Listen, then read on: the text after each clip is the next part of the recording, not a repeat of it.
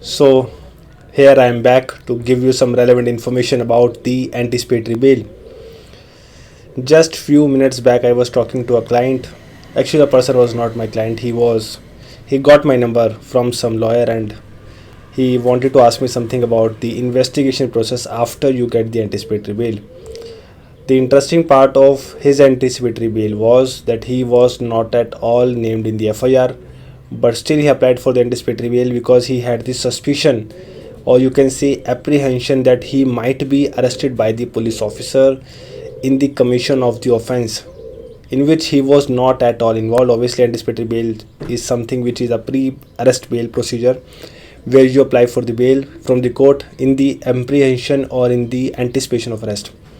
So applied for it and he got the bail, and after which he became the part of investigation as a natural procedural law as per CRPC, obviously.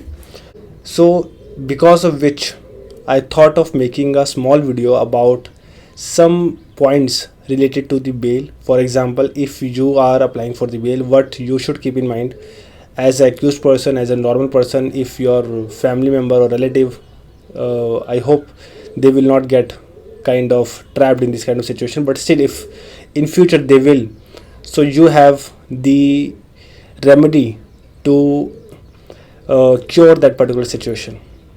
So without any further ado, let's get started. The first thing which you should keep in mind whenever you apply for the anticipatory bail is whether your name is in the FIR or not. For instance, in so many cases I have seen in my career so far that the person name is not in the FIR, still he applies for the bail, that is anticipatory bail, because of the anticipation of an arrest.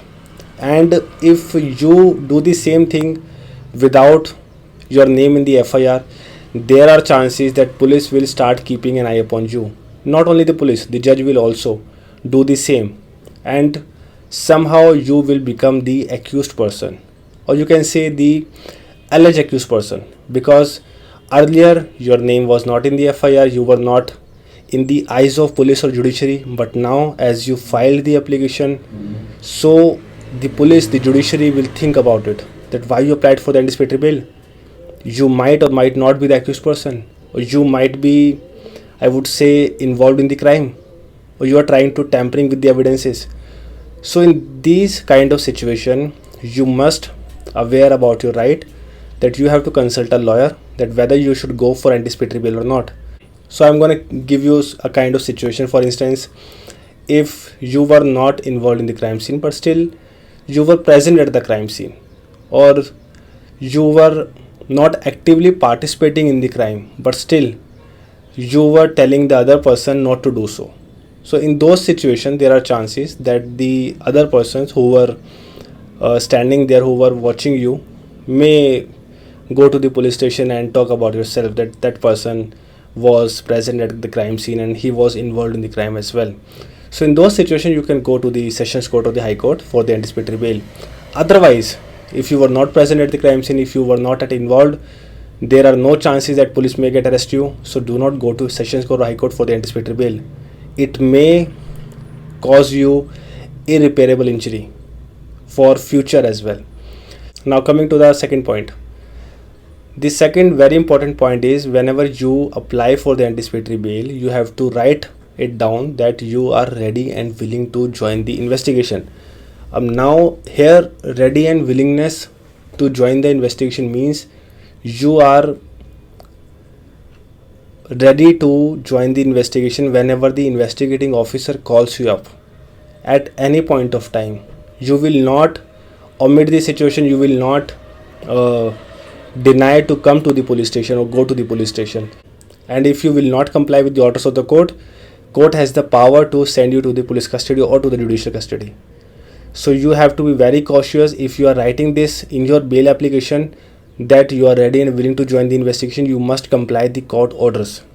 So whenever you apply for the bail application, maybe in future, maybe in next few months or days, you have to keep in mind, you must keep in mind that the conditions of anticipatory bail must be fulfilled, and also the omission should not be there with the orders of the court, And if you are not at all named in the FIR, and if you are not at all involved at the crime scene or at any point of time, don't go for the bail application.